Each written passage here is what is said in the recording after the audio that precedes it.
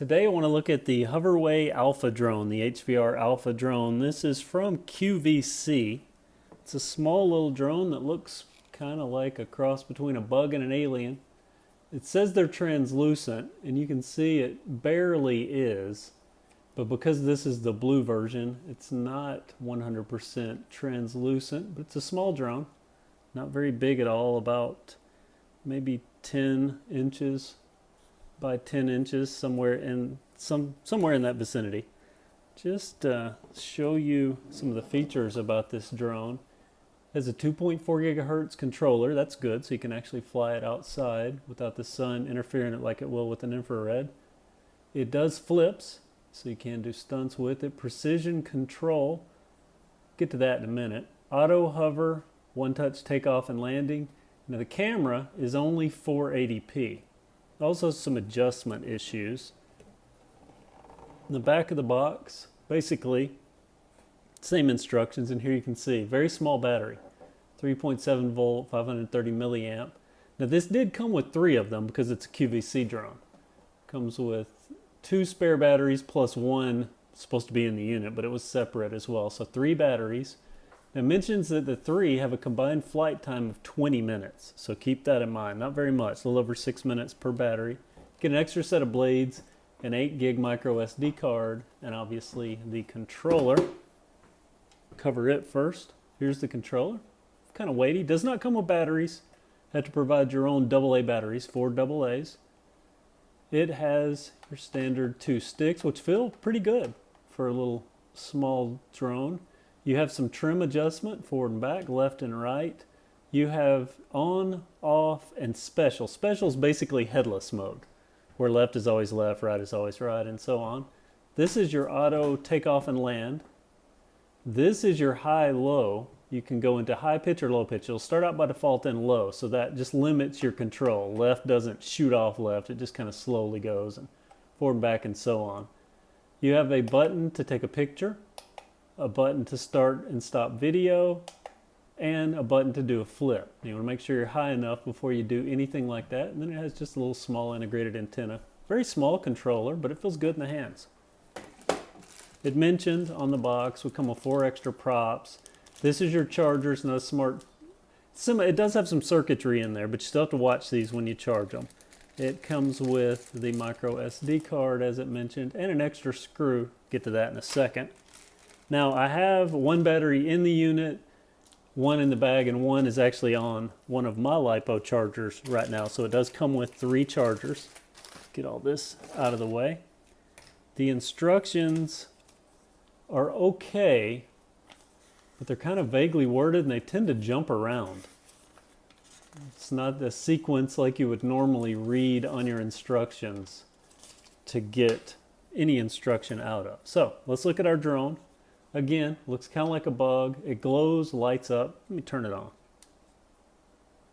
When it's not paired, it flashes just like this. You see those bug-looking eyes? Flashes red on the top, white on the front, green in the back. Now if you turn the controller on, turn it to the on position, you'll see the rhythm changed of the flashing to let you know that you're in pairing mode. Now if I go down, up, down, it's paired up and ready to take off with this 1 button takeoff. You see the lights are solid now.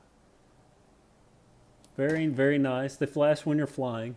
Going to give you some good orientation, but I'm going to turn this back off for right now because I want to talk about unpaired. Talk about a couple of things about this drone. Number 1, the landing gear, technically replaceable, but they come already installed. I don't know where you would get parts, but technically they are replaceable. 2 things I don't like about this drone right out of the box. Well, there's actually 3 things after having flown it, but 2 things that I don't like about it right out of the box. The one thing that I do like is you can actually take this camera module off if you want to and fly it without the camera module. So that's kind of a cool feature. Very easy to remove camera module, which is interesting. Camera module is easy to remove, but getting to the battery is difficult. You actually have to unscrew this screw to get to the battery, and this tilts up. Let me get this unscrewed and show you I don't know why they would engineer this type of a battery with these limited small life batteries. As much as you're going to be changing these things, this is actually kind of a pain. Okay, so it tilts up, but that's as high as it tilts up. So you can see very limited room, and you have this really small battery connector that you're working with as well. Very difficult to get in and out. I can only imagine that you're going to put so much stress on these wires that eventually you're either going to break something on your battery or break something going to the circuit board. Or if you're not paying attention, you can even pinch them when you're putting your battery in, because you have to screw it down. Not to mention the fact that if it's a child with this drone, they're probably going to wrench down on the screwdriver like you tend to want to do to tighten something up, and you're going to strip it. So what I do is I go until it just starts to bite. When it just starts to bite, I quit. But you do have on your camera module a button where you can do photo, a button where you can start a video. You also have obviously the power connector from the drone itself, but a USB connector so you can actually get the data off your data card without taking the data card out, and your data card goes in this slot. Very nice there. This is the other thing that I don't like about this drone. The camera just has 3 positions that you manually snap into. You can't, there's no controller control to tilt the camera. You set it up or straight ahead, you set it at this 45-degree angle, or you set it straight down to get kind of an overhead aerial. Not to mention, the video from this thing is only 480p. That's pretty bad. So you're not going to get anywhere near uploadable quality to make like YouTube videos out of or anything like that. So only a 480p camera on an otherwise fairly nice little camera module. I mean, you've got all this, you've got these controls. So just the tilt system and the resolution of the camera ruin what could otherwise be an excellent camera experience. Other than that, I will tell you, I have flown this drone. I'm a fairly experienced drone pilot. I wouldn't think this would be a good child's drone, or definitely not a good first drone, because this thing is easy to get out of hand with. Very easy. In high mode, this is a very fast drone. I mean, this thing will move. So you can easily either just get it out of your sight range or dart it into something that you're not intending to on high mode. I don't even fly this on high mode anymore in the few times that I've flown it, just because it's that responsive. It's just too much, too easy to crash. Plus, it tends to drift. The auto hover, it does auto hover, but it will randomly start climbing a little bit. It'll creep up, it'll creep down, but that's nothing uncommon to these little $100 drones. $89 drones, whatever. I don't know, this one may have been $129, but even, any toy priced drone, you're going to run into that. They don't have GPS, so they're never going to lock in place. They'll always drift. But this one tends to drift quite a bit downwards and upwards, as well as drift left and right when you're just sitting there hovering with it. So that's things to know before you fly it. Now I'll cut to some video footage flying this thing outside. I've flown this inside, but I'm not going to do it again. It's just too hard to control to fly inside for me. But I will hopefully, if it'll quit raining, I can hopefully get some aerial footage using the onboard camera to give you an example of what the camera footage or the camera quality is like. Before I get to the outdoor flight, I did discover that in one of my 2 indoor flights, one of my 2 brief indoor flights, I recorded from the onboard camera. So this is the video. You can see it's 480p quality, no high def or anything like that. Kind of decent for 480p, but you can see here just how hard of a time I was having controlling this drone indoors. Because of that, I didn't fly this again after 2 times indoors. It's just too difficult. So now we'll go outside and see what it's like out there.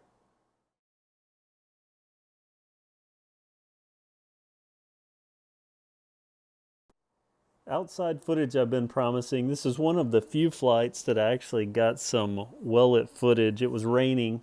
I was dodging rainstorms, so I was just making some quick flights. Here you can see it climbing.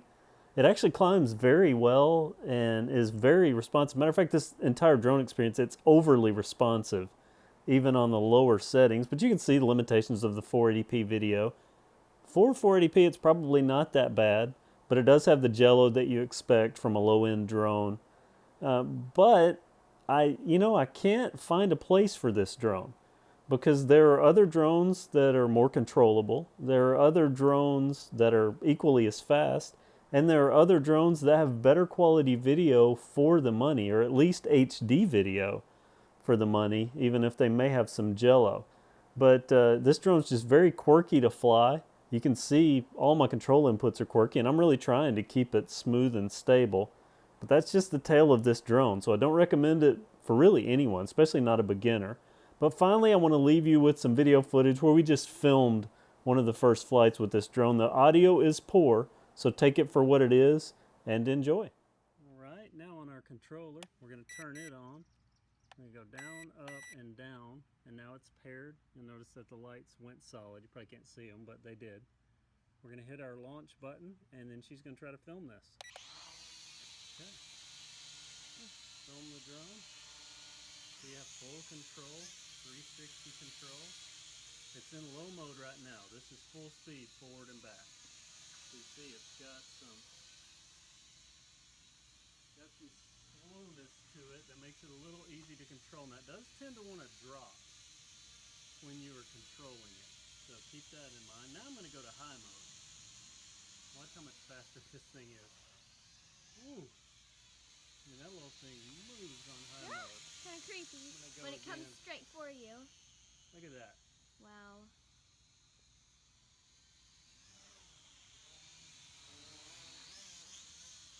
I'm going to go back to low mode because high is difficult for even me to control, and I fly a $900 drone.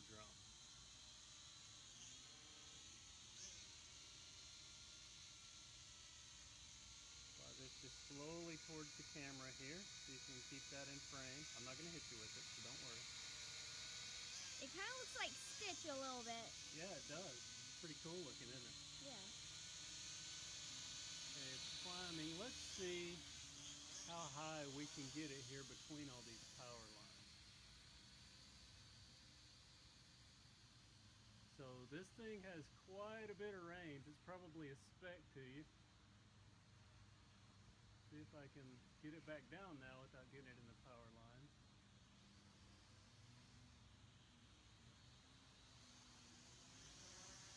Ooh, close to the tree. But that is the drone. It's very responsive. It flies very well.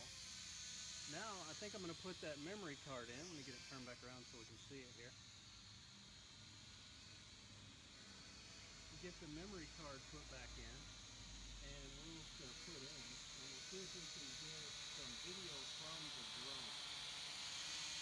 Plus it's starting to rain, so let me land this thing. I'm going to use this auto land feature here.